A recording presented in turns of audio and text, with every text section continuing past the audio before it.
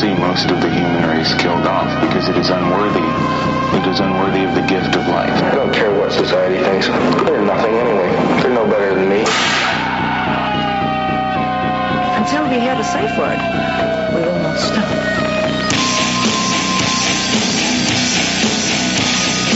Have you ever thought what it would be like to see a person's head amputated? Think of things so horrible that the human mind cannot imagine them. See all this and more when you see on stage, in person, that crazy mix-up. I like being set apart from people. I like to be hated. Safe Word with Jason Rouse.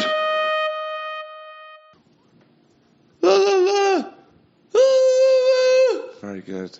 Hey, this is Jason Rouse, and welcome to the Safe Word podcast. On a sick day for me, as you can tell, my nose is clogged with mucus. When I told a friend of mine, he said, you probably have a customer backing up on you, and that's a lie. But my guest today here is Seann Walsh. He's visiting here from England, and we were... Was it at the Improv or the State? No. Oh, the Improv. Yeah. And welcome to the show. Thank you. I ran into you. Yeah. We were casually introduced. First of all, immediately when I hear someone's accent, you have my curiosity.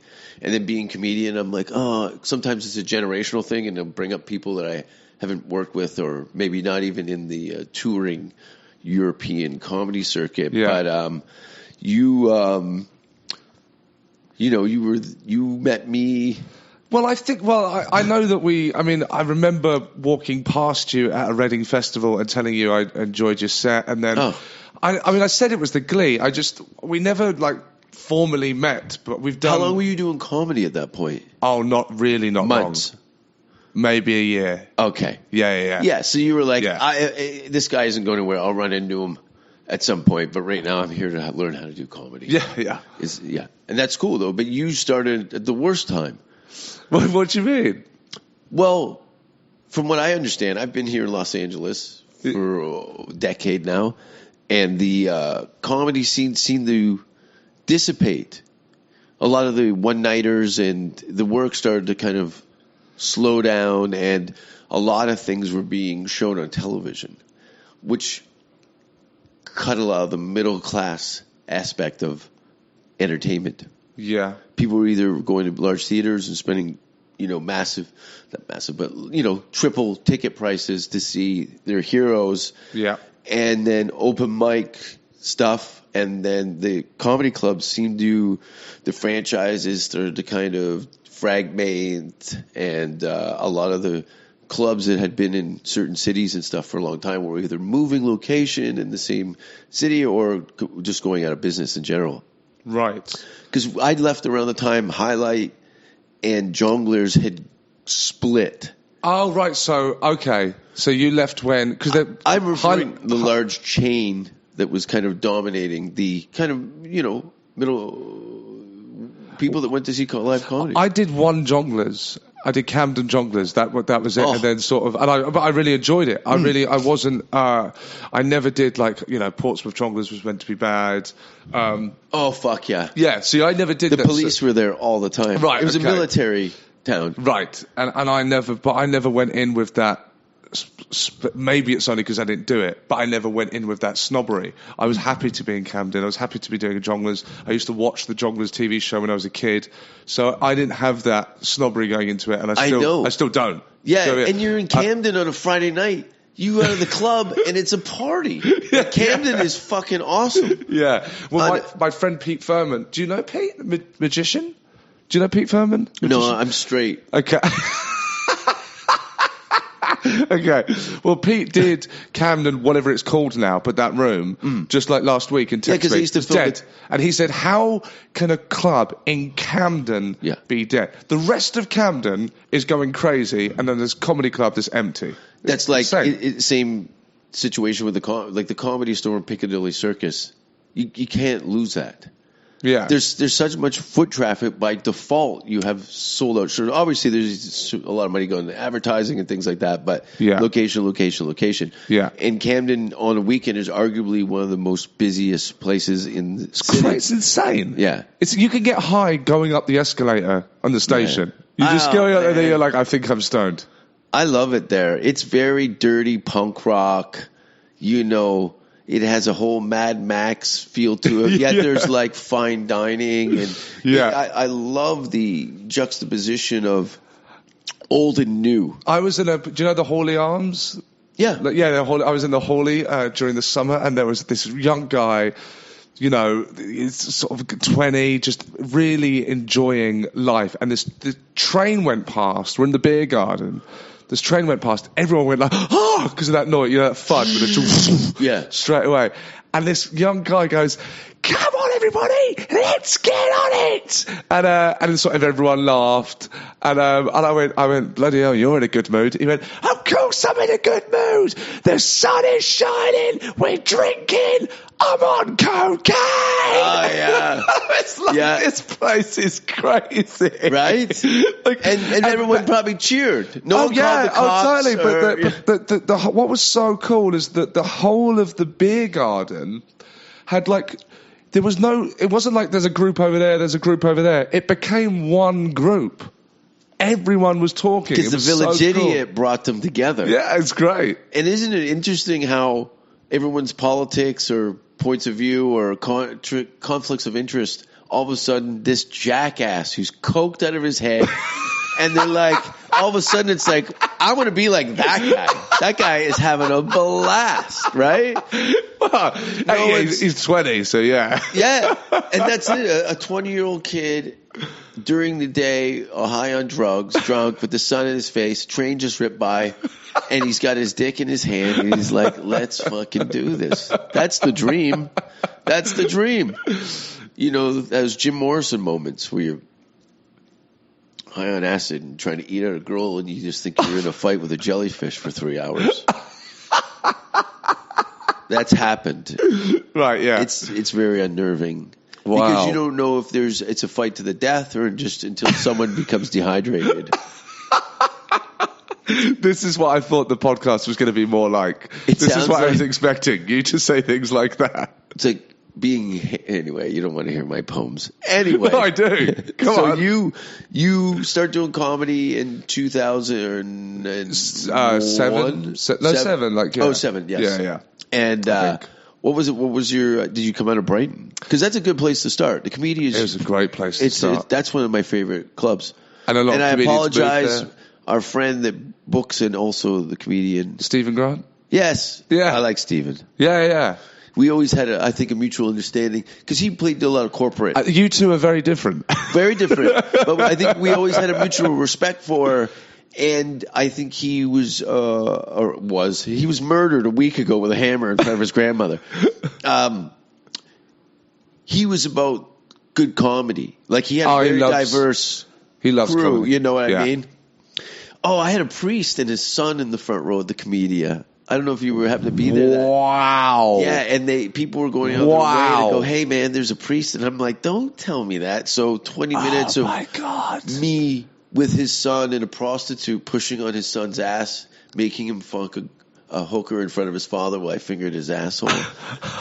And then we were going to do something his dad likes too. And then it just went on and on and on and on. Like that poor kid. I had one of my most traumatic after-show maths. Like, a mother and a daughter trying to get a photo, and a man and his wife, she's in tears, trembling, screaming at me that I'm a piece of shit, while this older woman and her daughter are joyfully asking for a photo, and I'm standing in the middle of this. I'm like, I'm the only person this happens to.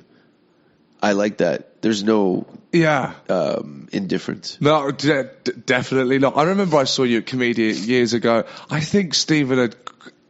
I hope you don't mind me saying. I think you won't mind this. I don't think you're an opening act. No. No. I think he put you on first. I think sometimes it was just a booking schedule. Somebody had a gig in the same town, Sure. and I was slated. But it's a unique situation that abruptly put on people. Yeah. But I remember it wasn't going badly or anything. It was good. But obviously, some people are going to be shocked. I always remember you saying the line, "What do you want to hear about aeroplane food?" Yeah. Yeah. And that was addressing the mediocrity of their standards.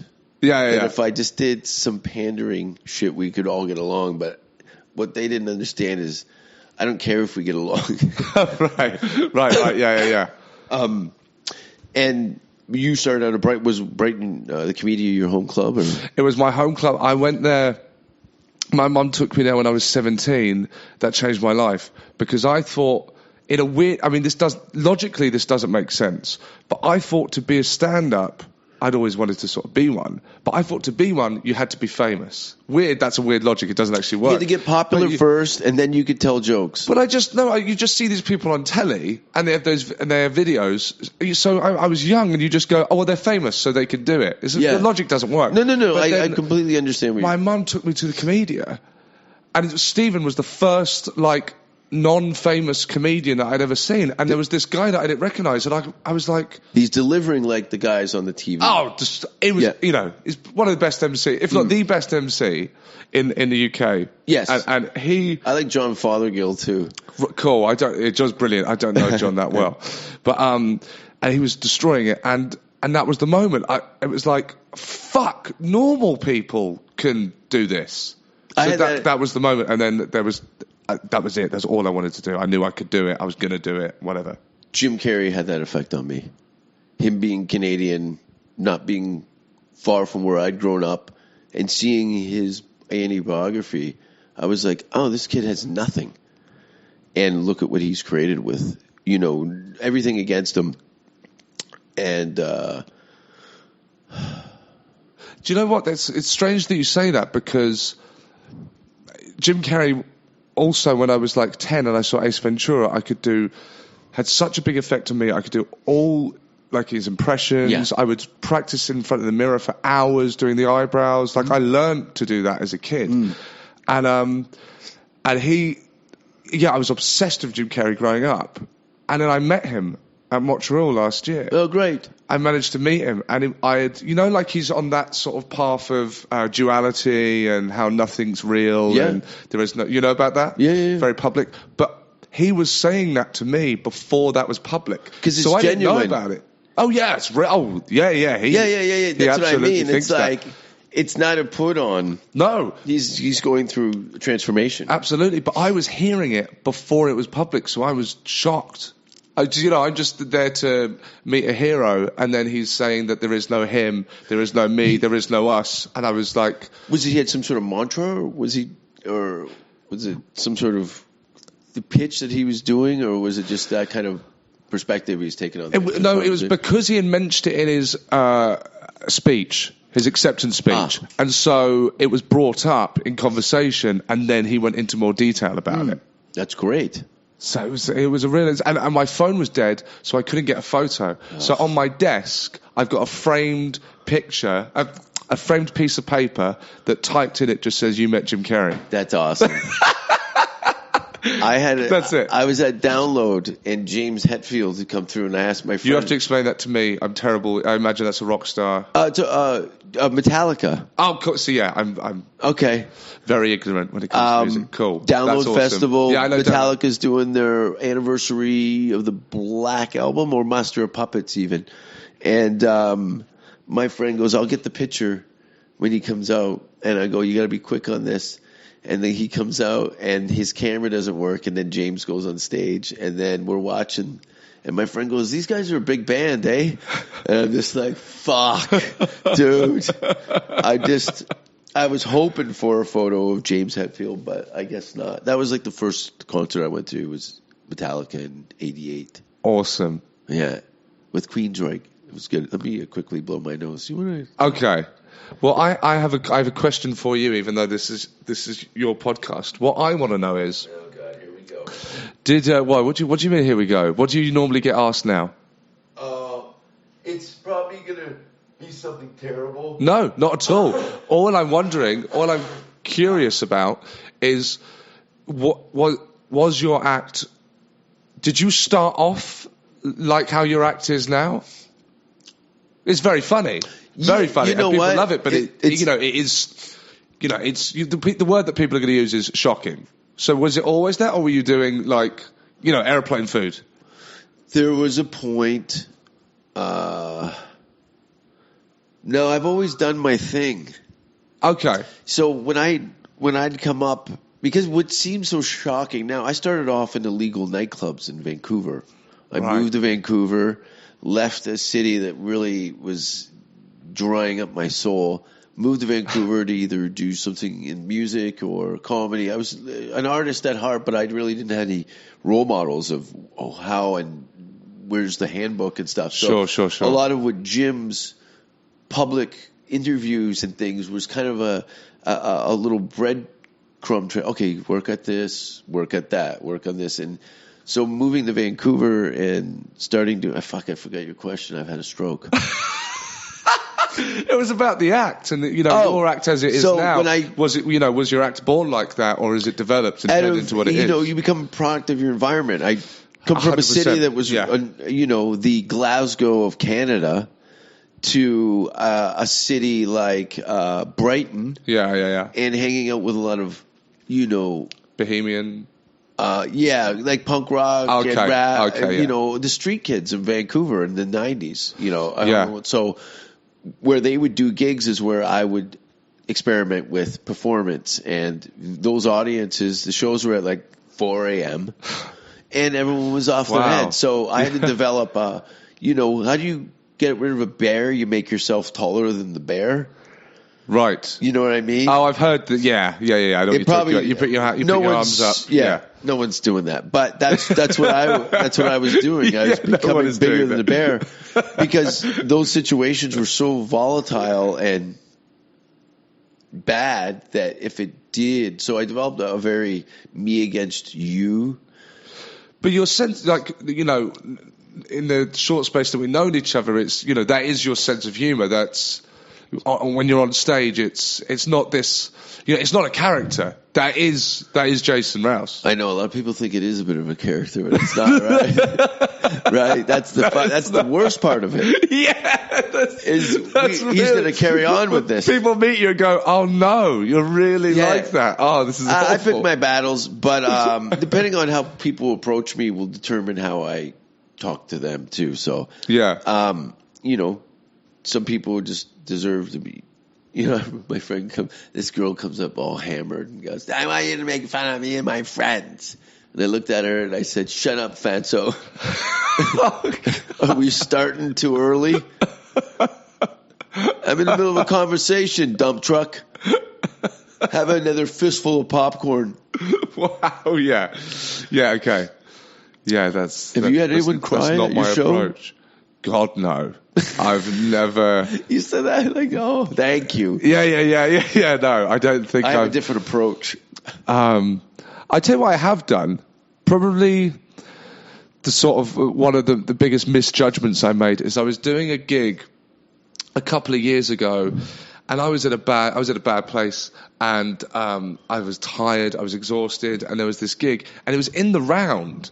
It was terrible. It was like the back of a pub. And you're at the bottom of the Round? So it wasn't, it's probably twice the size of this room, and for anyone listening, how big would you say this room is? It's probably 10, 20, 30 by 25. There you go. And so, and there was hardly anyone in, and I just was like, I just don't need this. And I went on, and what I do is, one of the things I do is, if there's a gig that doesn't seem almost like, like your material is going to work, I try and not do material for as long as I can. Yes. That's what I do. At least that's the sort give of yourself game an opportunity to come up with something fresh and new. Yeah. Use it as an experiment. And so uni gigs I won't do material. If I get booked for a uni gig, my rule is, as long as you can, don't do material. The longest I've got is 40. And all I do is really immature, is I just pick someone in the front row and then basically rape them. For the See, I don't do these colleges. Yeah. But no, I asked them how many. This is awful. This is very distasteful. But I asked them how many wanks they've had, and then before they answer me, we go one by one. How many what they have? Wanks. What's a wank? Jerk off. Jerk off. How many times they jerked off? That's a good American. Right, yeah. I was humoring our non-British. And then I go around and he stands up. I make him stand up, and then we guess by looking at him how many he's had. So then I end up talking to other people in the room and meeting them, and then going, right, how many do you think he's had? And then you go, and I'll ask the staff. There'll be a security. I'll ask them. And the longest that's lasted is 40 minutes. And then I'll do one joke at the end and I'll go home. And collect a check. Thanks, kids.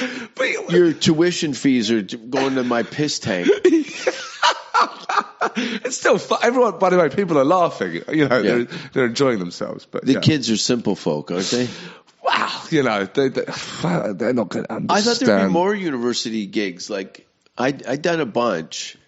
I don't know. I think the kids would get a little upset. Mate, I don't actually. You don't know.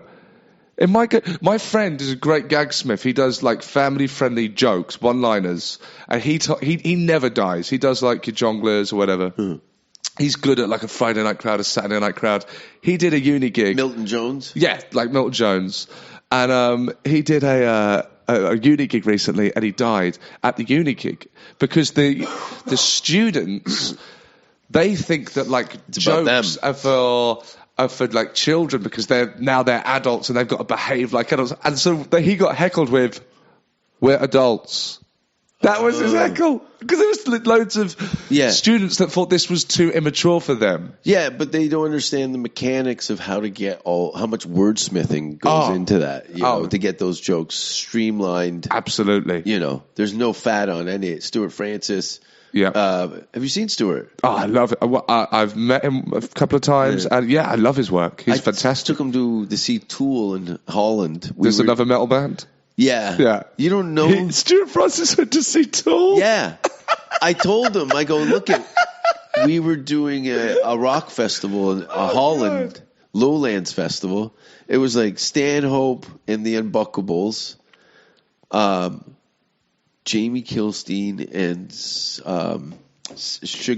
Sammy Sugar and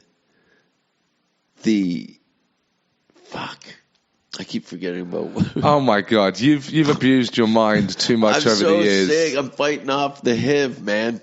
You're talking about taking Stuart Francis to see Tool. So I go, listen. I know that you're maybe not really into this genre of music, but this band is kind of a special thing from it's not going to be Slayer. Yeah. So I described it as more of a King Crimson-esque, and said, come and if it's not your thing, fuck it. But he sat and watched it and become a Tool fan. He sat and watched it. Oh, sorry, we stood in the mud and watched it at 3 a.m. Did he mosh? No, okay. But Tool's not a band that. Okay. Not since like Undertow. No, like the audiences have changed. There's no violence anymore. Right. You got to go to like a real punk rock show. Okay. In Camden, where you wake up with a hangover and a knife in your neck. You know what I mean? Yeah. I got burned for weed down there. That pissed me off. You got what? You got mugged? No, I bought some shit weed. I've never been mugged. No. Have you ever been mugged? No, I've been with someone that you mugged somebody. yeah. But someone like when I was a teenager, someone went up to him and said, "Hey, like, bruv, can I use your phone?" Yeah. Oh yeah. And then he was middle class, so he thought you could give a stranger your phone. Oh, no. I was like, what are you doing? Don't give it your phone. Oh, you whispered that too? Yeah, I'm sure it'll be fine. Yeah. You've lost your phone. Yeah. I was at a gas station with a quote, posh comedian. And she's like, I'm going to wait in the car. I can't. If they hear my voice, they'll beat me. I'm like, what? She goes, yeah, because she's very posh, Right. And we were in a shithole. And she was worrying about being beaten because of her accent. What, by guys? Yeah. Wow. That's, yeah. Actually, I just told her to wait in the car. I'd slap her again. But we made up the story so the cops wouldn't take me away. No, yeah, she was generally concerned about her accent being an issue of violence. Wow. Oh, God. Thanks for coughing that way. I did. I mean, you didn't cover your mouth, but you still coughed in the... Guess where my fingers are? What do you mean? You had to look down and up. Like, does he have fingers? I don't know. Does he have someone else's fingers? So you get a career going in London. Yeah. You start working the circuit. Yeah. Get the manager, do the Fringe Festival. Did a very bad debut show. Yeah. That went badly. That's called an Edinburgh show. Yes. Yeah. I did a very bad show that basically I was too raw, and I was, if I'm allowed to say so myself, good at doing a 20-minute club set. Yeah. I could do your Glee. I could probably even at 24 or whatever it was close, and I could do that, but I wasn't ready for an hour. And I remember one show, I finished my hour show at 38 minutes because it had gone so badly. And I didn't know, I was still at a point where, laptop's just told us it's 3:00, everyone. But I was still at a point where it was so scripted that if someone dropped a cup during a show, I wouldn't know what to do. Yeah. That's how, and yet I was doing an hour. So it's, I don't really care anymore, but I did regret it for some time. What room were you in? Oh, I don't know. Pleasance? The Baby Pleasance or something. Some tiny 50-seater. Yeah. I hated it with a passion. It was the long haul. I say everyone. I had a panic attack on stage. I did this because there was no one there. No, it was always busy because I think I'd done a one mock the week or something. Ah, okay. But you had punters, but you just went in over I just your wasn't head. Good at, absolutely. And I tried being Aaron Barshak in 2004 because he just broke into Windsor Castle. And then he'd done a Fringe show. Guy. Yeah. Don't you never met him? No. I spent a lot of time with Aaron. He's a mate of mine. Oh, God, tell us the story then. And, I don't know. He dressed up in a tutu and climbed into Windsor's castle. And during Prince Harry's birthday party, went in, put his arm, he got pictures. People were like, who the fuck is this guy? He's arrested, makes the news. Well, he gears up does an Edinburgh show based on that. Sold out, I imagine. Yeah, and you, what did you say, 28 minutes? 38. Yeah, he was done after 5. So, with all the press in the world,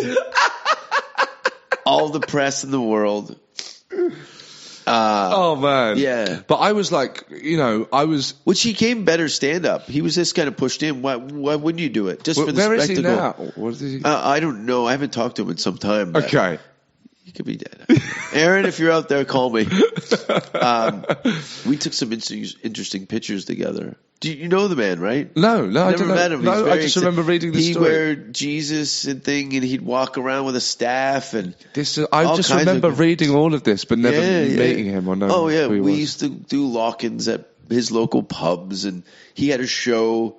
It was like me, him, Reg Hunter, and a handful of other. He had a good rapport with the comedy, some of the comedy community, because he was going on stage during live TV tapings and start shutting down these anniversary shows. I wish I could remember. There's a famous, iconic British humorist who was doing this special show, and Aaron had gone on stage dressed as a terrorist.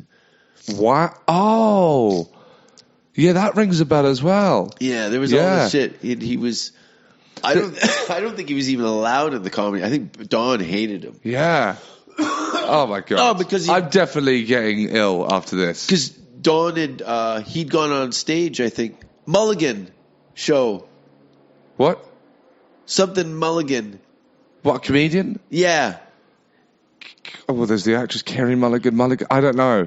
That's the show that he went on TV for. Oh.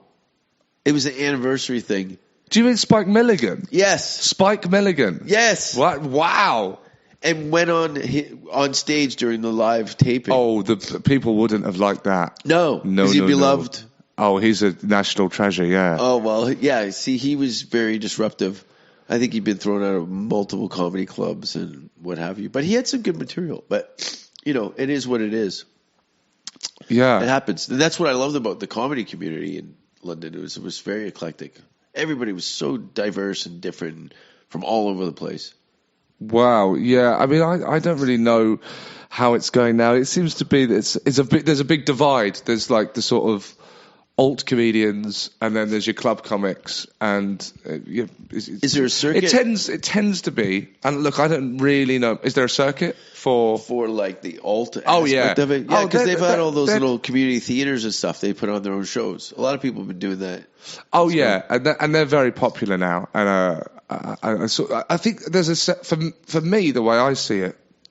It might be wrong, but I think a lot of the working class club comics are made to feel like they're sort of doing mother-in-law sort of racist jokes like there was going on in the Burning 70s. Man. They're being made to feel like that, and that's the impression I get that I obviously hate, and that really But the thing is, irritates me, and I have to try There's and no keep lobby group against anybody. There's no organization. It's not a team sport. These are Sure. excuses because a lot of them are just not very good comedians. Right? Well, see, that's what I mean, and that's why I say it with like my hands out. I don't know exactly. Yeah. What are you doing? I gotta go get the leather mask. What are you talking about? Is this a joke? I got a herbal laxative. Do you like a lobster bib or no lobster bib? Oh my God! See, Jason's gone to the toilet, and I was very scared of doing this podcast. I texted him saying, "Am I going to have to talk about having sex with kangaroos or anything?" Have you been to Australia? Yes, and I didn't have sex with any kangaroos that you know. Melbourne Festival? Yeah, but I was very depressed when I went, and I hated it. Really? I was extremely depressed. Was it a breakup? Yes, yes, it was. Yeah, So, ding, ding, ding. What have I got for a Johnny? How many It's weeks? from Lie Lie, Jim Carrey. Yeah. What? How many weeks before your trip did you guys break up? Oh, it was like a year. You were depressed for a year?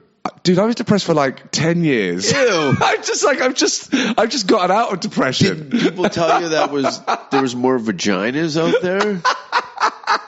Well, who gets depressed over one cunt for 10 years? Dude. No. I wasn't depressed over her for 10 years. Oh. But I was definitely depressed about her, the year going into Melbourne. And then she was living in Melbourne. Hold on. You break up with this cunt. What's her name? I'm not giving the name. Let's do this. I'm not doing the name. Her name's Scott. Her name's Scott? Yeah, her name's Scott John. Scott John. I know her. Mr. Piss Whiskers. So you break up with Scott John. Yeah. What was the result of the breakup? I'll tell you, well, I'm going to die alone, but you go first. I was pretty miserable to be. I mean, but your career was probably in a swing. It was, but I was just a very miserable young man, unfortunately, and I think that was, in hindsight, resulted in because I was drinking a lot and drinking a lot of coffee and not eating things that are called vegetables and Vitamin fruit. deficient. All that, seriously, I had no idea about any of that. Health. Like we would no idea. Yeah. And we were drinking till 5 a.m, like every day. Yeah. And I didn't know, and I'm depressed going, why am I depressed? Yeah. And then the gig shows up and it stimulates you enough and you heighten and then it crashes. Yeah. And it's Groundhog Day. Absolutely. And I just think that probably wasn't great to be around. Yeah. So she rightly, she did the right off. thing and fucked all your friends behind your back. She well, you can always here look at we go. Facebook. She fucked people that were a lot happier and better looking. Yeah, but that will pass. That will pass. But that's fine. That's normal. Were you guys living together? Oh, no. Like, she still lived at her parents, and I still lived at my parents' Teenagers. Yeah, basically. And then I stayed there a lot. Yeah. You fucked her at her parents' house? Oh my God, I did not know. No. See, this is Jason, this is what I was worried about. I'm pointing at you. This is what I was worried about doing this podcast. No. It's turned into like I fucked a bunch of people at their parents' house. Sometimes they were awake. Sometimes they were awake. Sometimes face to face. Sometimes they face the wall and pretend they're asleep. Oh my God. No, you came in their baby in their bed. Oh, fuck. So Melbourne. I've been to Australia. No, but so you're dating her, then what was the result of the breakup? Like, she was like, you're a miserable prick. And you're like, well, fuck you too. And your cat's It wasn't as aggressive. tomorrow. It wasn't. It was fine, actually. It was sort of quite mutual. Really? Yeah. That's pretty cool. Yeah, it was all right. I have a different story. Let's bring her in. She's crying. Oh, Scott. Have you ever had Look a girl at you. show up at your house drunk and throw rocks through all your windows and shit in your mailbox? I'm guessing you have. I know. It's true. I've had some disasters. Oh, You my. ever see a girl put a gun in her mouth and start masturbating in front of you and crying? See, the thing is, this is the thing with you, is I don't know whether you're joking. That's like, I actually don't. I'm like, maybe he's being funny, and it's true. A lot of it's true. Yeah. This one girl, I think she was schizophrenic, or she just So do I, by the way, and I've not met her. she missed her father. She missed her Father. Yeah. So she would make me wear her father's clothing and fuck her in the ass. Isn't that weird? No. I thought it was weird because No, that's what everyone's make me wear doing. like his cologne and stuff. Yeah. And Yeah, sure. it was terrible. No, it's really normal. It would be weird if you didn't do that. I just want to be held. Yeah, I think. I'm an old-fashioned girl. Yeah. So she leaves you, Yeah. but doesn't break any of the windows. I'm baffled by all this. Never keyed your car or threw shit at your friends. No. She actually drove round and dropped off some of my stuff for me. She yelled helped bring it in. She goes, I'm going to fuck all your friends. And I'm like, my friends are going to fuck you. You're a pig. Are you kidding me? You can't get back at me with my friends' dicks. They're animals. I've seen them jerk off on dog shit on the bottom of a golf shoe.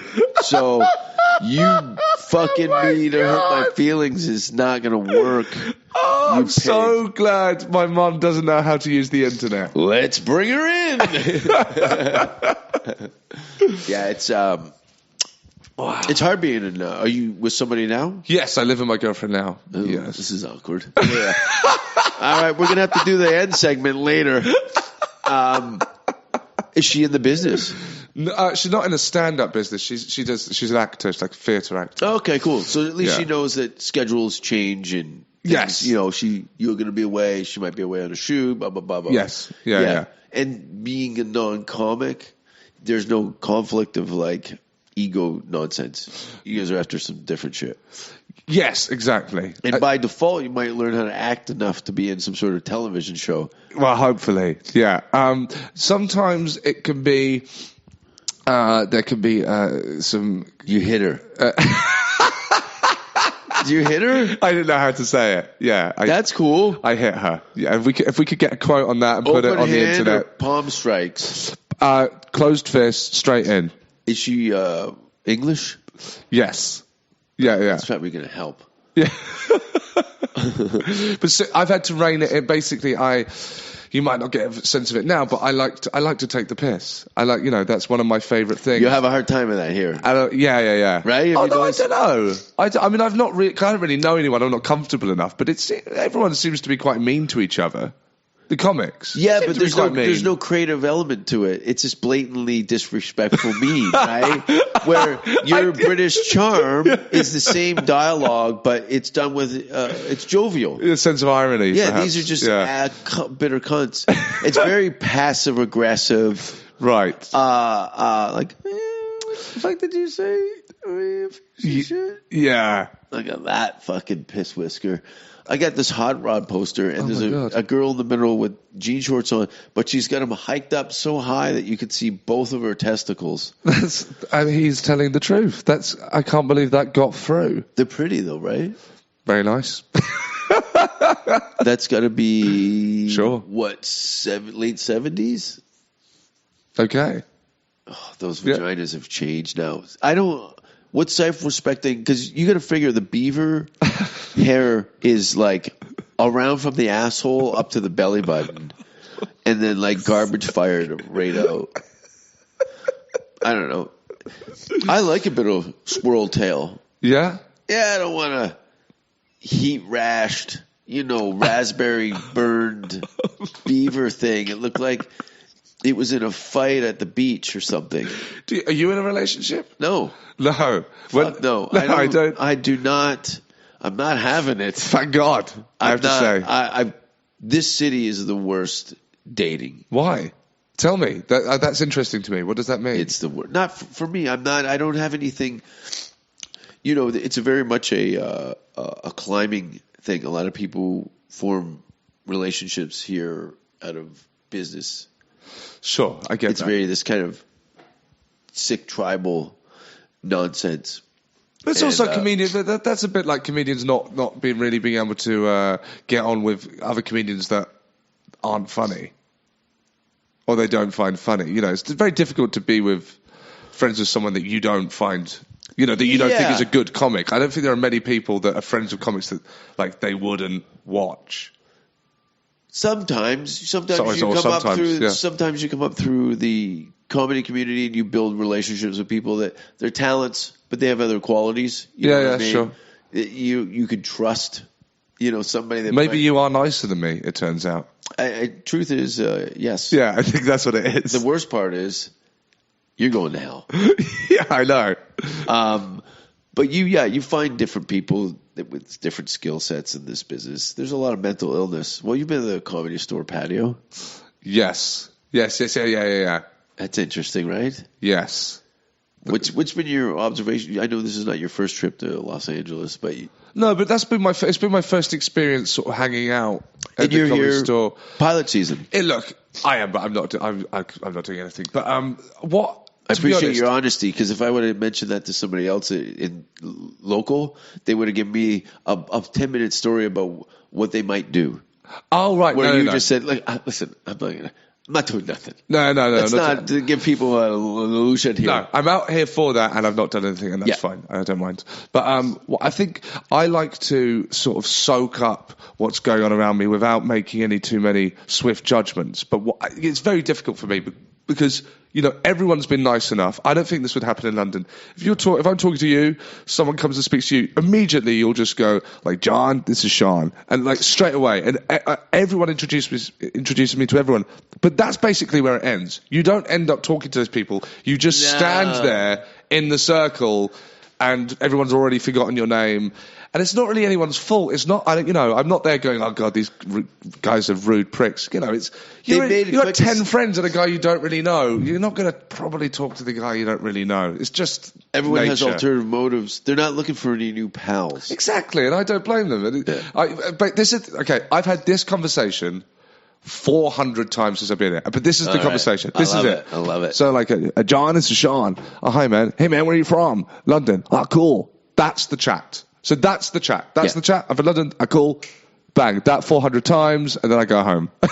Yeah. And that's cool, and that's no one's fault, and everyone's still been really friendly and really nice. But it's weird, because you're expecting and there's no and. Well, I don't really mind. It's fair enough. What has made me realise is when I go home, and are you going to sneeze in your T-shirt? Yeah. Okay, that's kind. Thank you. Oh no, it's come out of the T-shirt. It's come out. Why is it not good? Don't put it back in. Look at the light. Back in the T-shirt. Well done. Thank you. Okay. There's blood in that one. Yeah.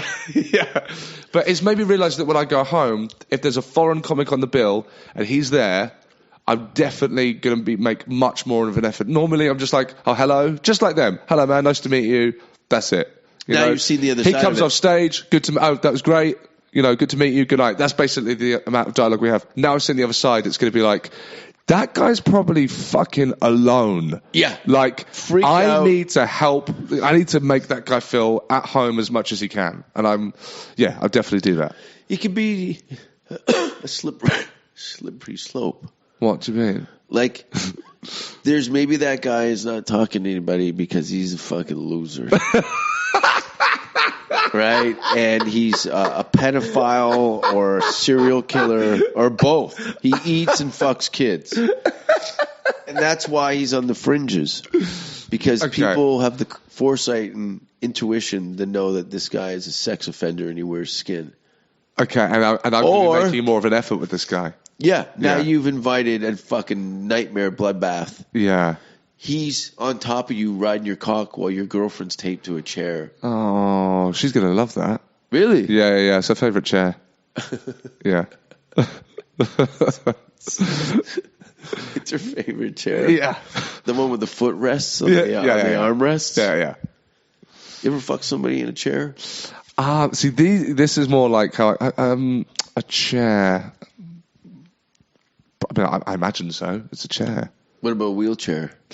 Yes, a wheel. You fucked somebody in a wheelchair? I was going to say the wheelchair thing, and I thought Jason would probably say the wheelchair thing. Yeah, wheelchair, but only when moving. Yeah, see, Never static. It always has to be downhill. Do you know those kind of wheelchair toilets? Where Yes. It's like a wheelchair, but it has a toilet seat and a bag. Yeah, I have one in my living room. Think of that. Yeah. But no bag. Okay. Okay? Yeah. And a lot of like granola and like dried fruit. Yeah. Yeah. And like, I don't know, olive oil. Like drink a liter of all. Yeah. Anyway, you lay underneath. Yeah. Are you following me? Oh, I'm 100% following you. This is exactly what I thought I was going to be doing. So the toilet, somebody, Yes. I'm the guy. I'm known as the sitter. Yeah. Sure. Not like babysitter, but No, of course not. No. sit on the toilet. Yeah. So Yeah. what happens is somebody lays underneath. Of course. You can do blindfold or not. Sure. And the other thing is then when the water breaks and that stillborn aubergine type stool Yeah. rolls out Yeah. like a mighty boomerang. Yeah. Lays. I'm just going to put my stew to the side. Thank you. Yeah. So there's a big log off. Sure. Right. Yeah. So have you been there? Yes. You've had people shit in your mouth. Yes. Yeah. Brighton. Yeah. Exactly. On the way to Brighton. Yeah. I'll tell you an interesting story. Do you know the sex club torture garden? In Brighton. They had one The in Brighton. sex club torture got no. There's you can check it out, www.tg.com. Okay. I used to, a young Easy to lady, remember. A young That's handy. lady that I used to date. I think it was it in Brighton? I think it was the one we went to. There was a London one. They did like maybe 3 of these fetish nights. Think of Eyes Wide Shut and Yes, love that film. Pan's Labyrinth. Brilliant. Right? Okay, but with shitting in mouths. Whoa, don't jump ahead to the end, buddy. Okay, sorry. This is a cliffhanger. Yeah, okay. So me and my lady friend, who oddly enough lives in Los Angeles now. Invite her around. She used to live in Camden. I've had a big brunch. And she, this young lady had a her first tattoo was zippers on her piss flaps. So it looked like her cunt was like an old change purse. Wow. As a teenager. Yeah. She was a little forward, we'll call it. So anyway, she was doing a show at this thing, I have it on video somewhere. But on the train, on the train on the way in, we met this gentleman who was clearly in some fetish aware, but he'd been in a car wreck and lost both of his legs above his knees. And we were making casual conversation. We go to the same place, blah, blah, blah. Helped him out with his wheelchair.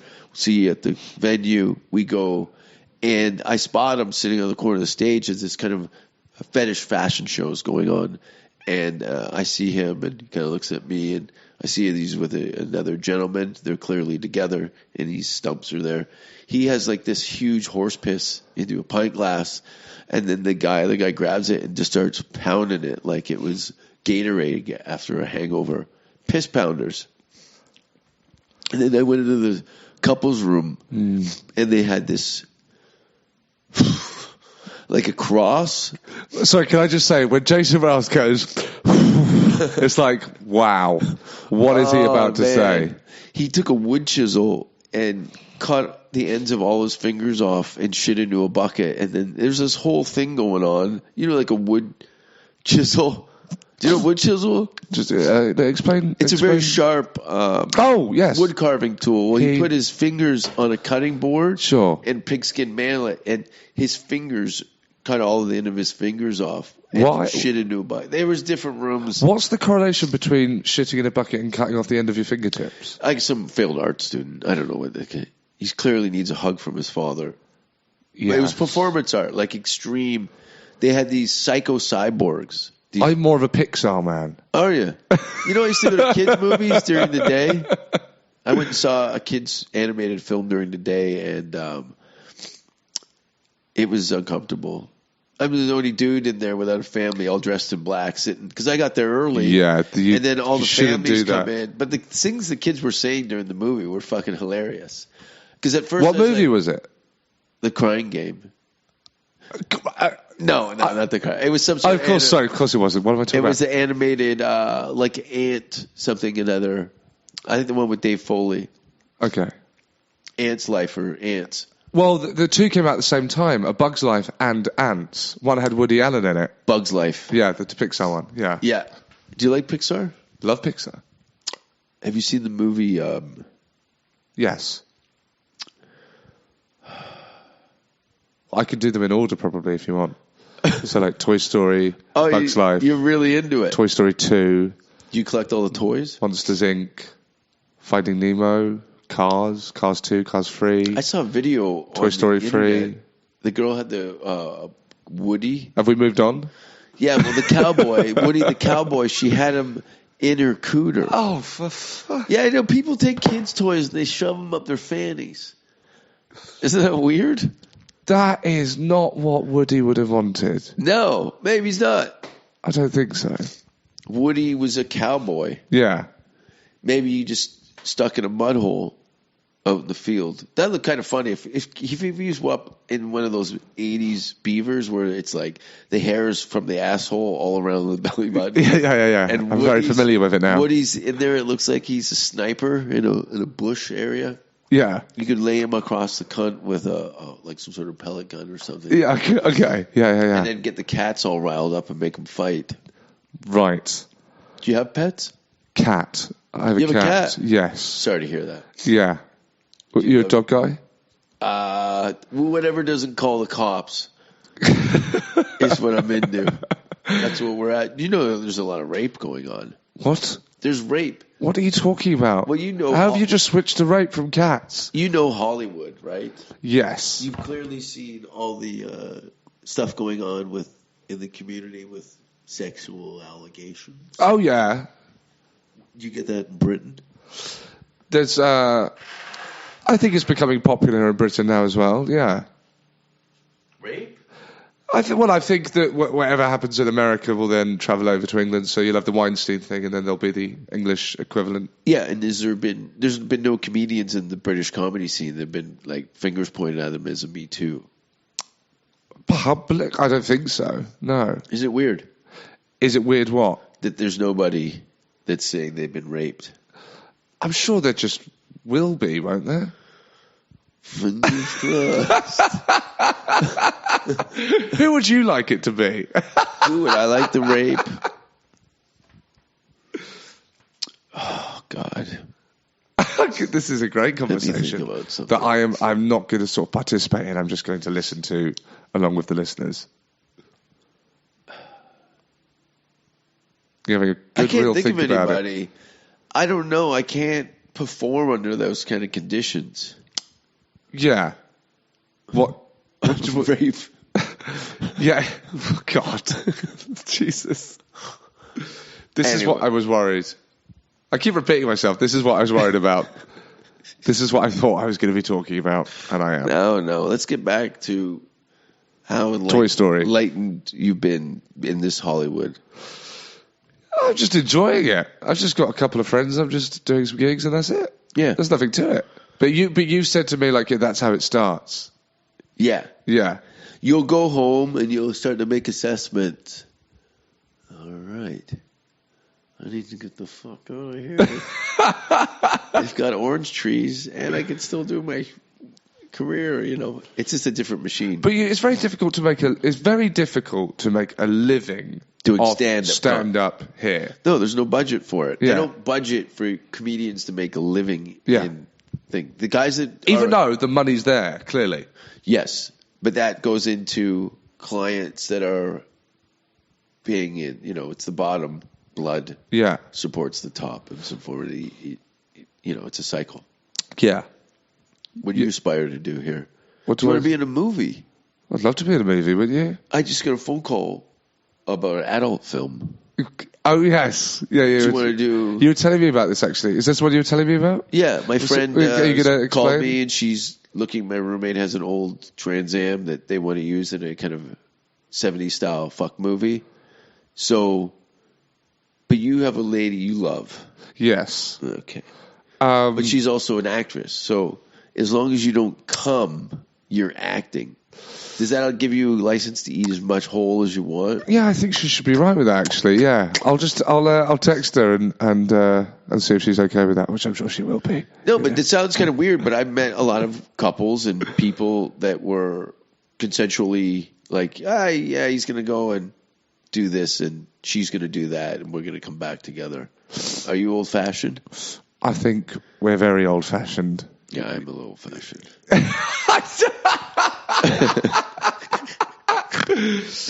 Yeah. I'm not very traditional. No. I've been inside a lot of things. What?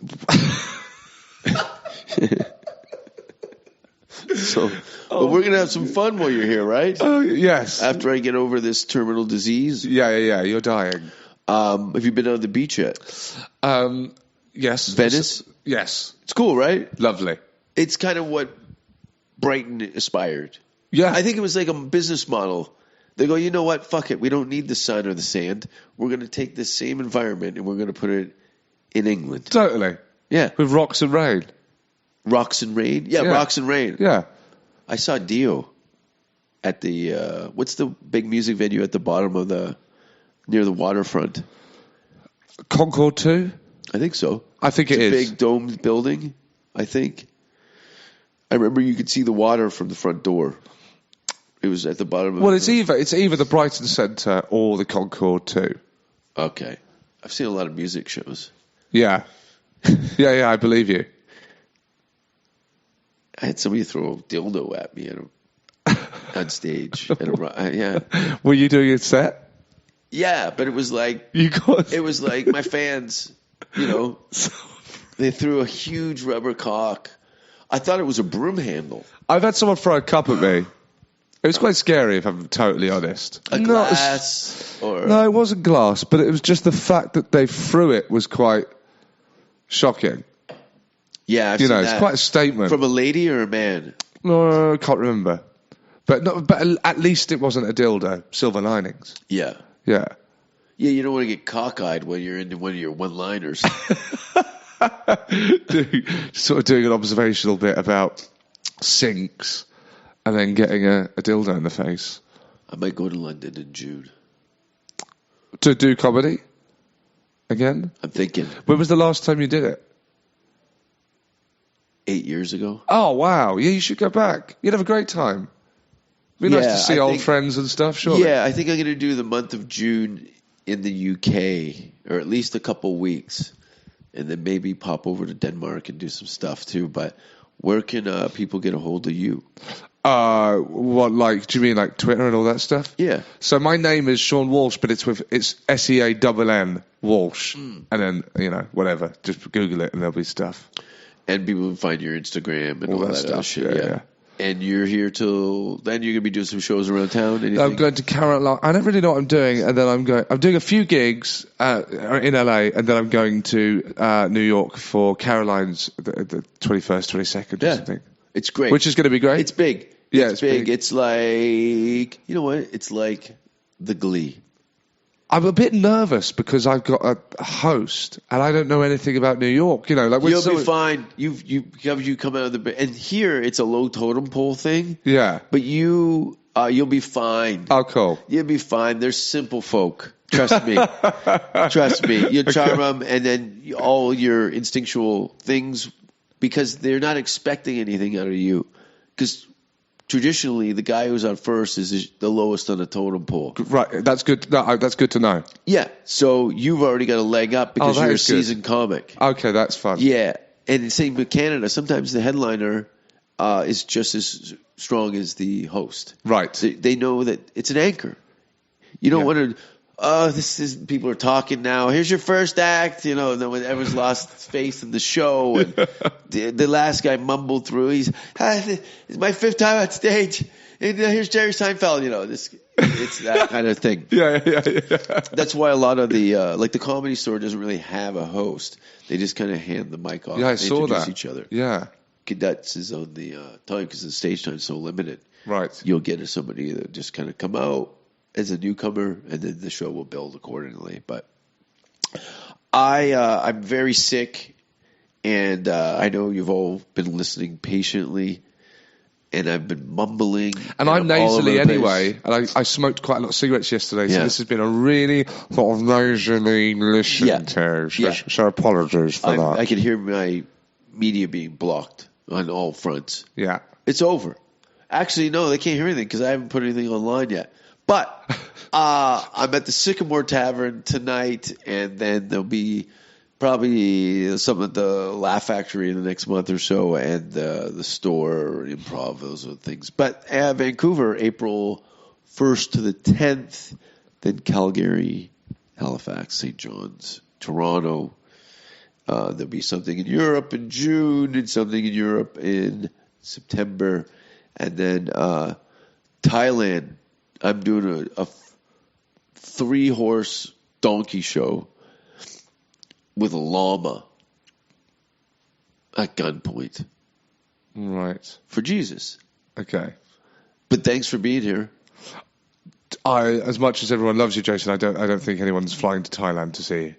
Oh, I'm going to stream it on Facebook Live. Oh, okay. Good. But I don't know what the condom laws are in that part of the world, but we're going to try and, make something happen. And thanks for being on the show. Hopefully, see you in London, in Camden. Thank you. Well, I've got a cold out of it, so thank you very much. Thank you. Hey, you don't get any free T-shirts, but you can get an incurable disease. I don't care what society thinks. They're nothing anyway. They're no better than me.